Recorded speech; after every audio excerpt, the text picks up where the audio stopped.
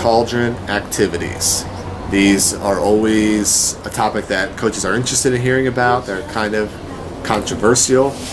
So what are my thoughts on using Cauldron activities to set lineups for club tournaments? My first thing is I'm hesitant as a coach to ever have one thing that is for sure going to set the lineup in club volleyball.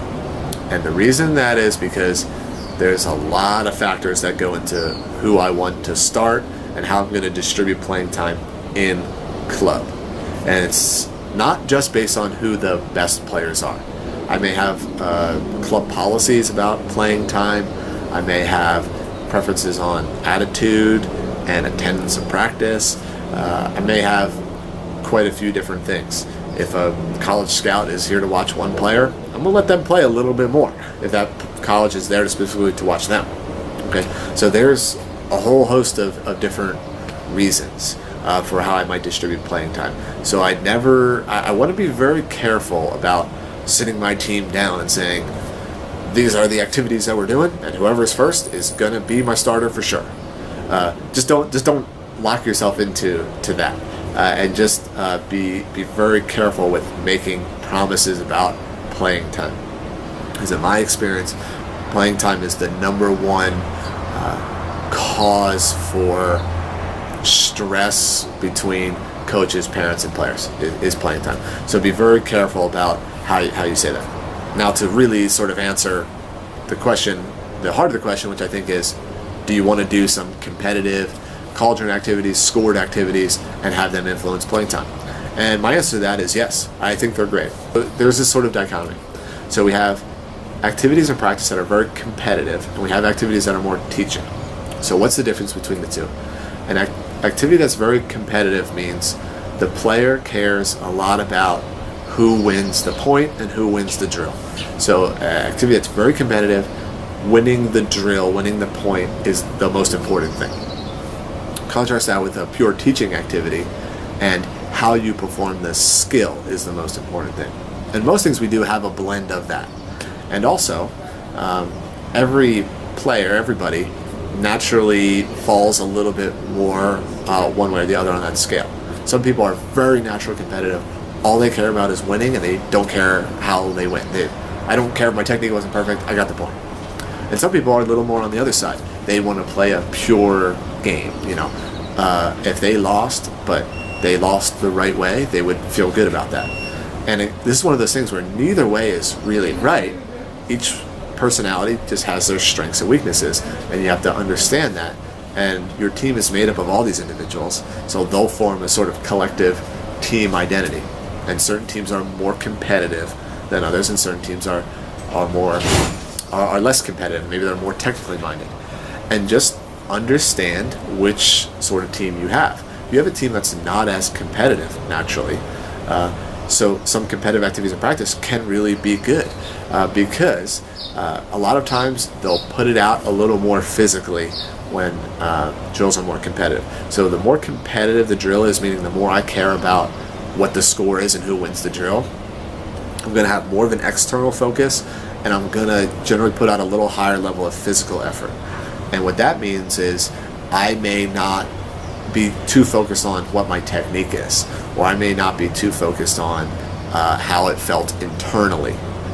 But I will generally put out a higher level of physical effort, and I may try, two things happen. I may try creative strategies to get the point, such as I might tip more, or I might go after one player over and over again. Or I also, this is kind of a dichotomy, because the other thing that can happen is I will only do what I'm best at. So if I am a good cross-court hitter and the game is on the line, I'm going to hit cross-court.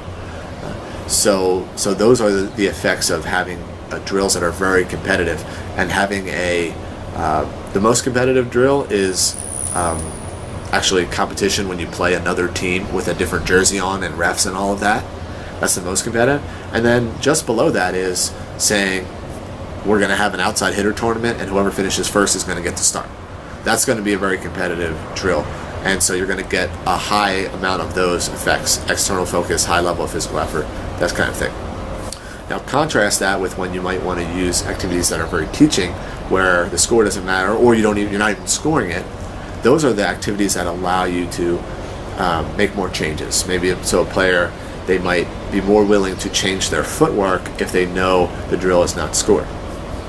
So it's up to you to determine the blend of that, and you may need one more than the other at certain times in the season, or for different teams, or for different stuff. And that's where it becomes a little bit of rocket science, because you got to know your team and you got to know the effects of the activities that you're doing in practice. The final note about using Cauldron type activities that is really good is they are fair. If you do them right, they're very fair. And what I mean by that is a core concept of using a Cauldron activity is everybody plays with everybody, or we have some measure of balanced teams. And this is really good because as a coach, it kind of protects us from ourselves. One thing I see very often with coaches is early in the season, okay, this is who my starters are going to be, and this is my second team, and then that's how you play the whole season. And then you wonder why the starters they stay the starters. They're the only ones getting good reps. They're all playing with each other, they're all getting the good reps, the starters reps. And then the second teamers, they can't improve as much because they're not getting the quality reps. So A, you're not developing depth for your team, and B, it's hard for the second team to challenge the first team. But when you set up, for example, an outside hitter tournament where the 4 outside hitters rotate evenly and they all play with and against the same players, everybody's getting the same quality of reps, and it's fair. And what I say by that is everybody's getting the equal opportunity to develop, and there's a lot of benefits to that. A, it develops the depth for your team.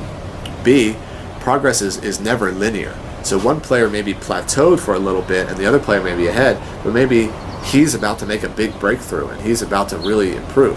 So if you do some of these activities, these Cauldron activities where everybody plays with and against everybody, sometimes it gives the opportunities for those breakthroughs to occur and for somebody to step up and challenge the player who you thought was the starter. And once you have that, then the improvement for everybody skyrockets, because now we're challenging each other, and then that first player who just got passed up, they're trying to work back in, and that could be a really good cycle. And the fairness of it also helps keep our whole development of our program in check. And I think it does a lot good for us about coaches is not making assumptions, and especially if I'm coaching 14 or 15-year-olds, I'm not putting somebody in a box right away, and I'm giving them opportunities to develop.